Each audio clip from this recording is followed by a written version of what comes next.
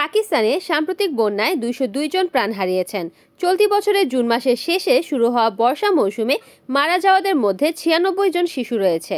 পাকিস্তানের জাতীয় দুর্যোগ ব্যবস্থাপনা কর্তৃপক্ষের বরাত দিয়ে এই তথ্য জানিয়েছে।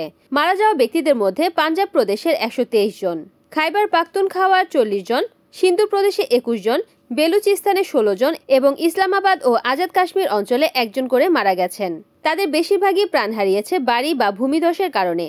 এর মধ্যে অন্তত ১১৮ জন নিহত হয়েছে বাড়ি ধসে এবং ৩০ জন আকস্মিক বন্যায়। অন্যরা ডুবে যাওয়া, বজ্রপাত, বিদ্যুৎস্পৃষ্ট এবং ভূমিধসের কারণে মারা গেছে। প্রবল বৃষ্টির কারণে সৃষ্ট বন্যায় ১৮২ জন শিশুসহ ৫৬০ জনেরও বেশি মানুষ আহত হয়েছেন। রাওয়ালপিন্ডিতে আকস্মিক বন্যায় ঘরবাড়ি, রাস্তাঘাট ও বাজার ভেসে গেছে। ধামিয়াল, হাতিচক ও মরগা এলাকা পুরো তলিয়ে গেছে। টেঞ্চভাটা ও ফৌজি কলোনিতে পানির স্তর বিপজ্জনক সীমা অতিক্রম করেছে।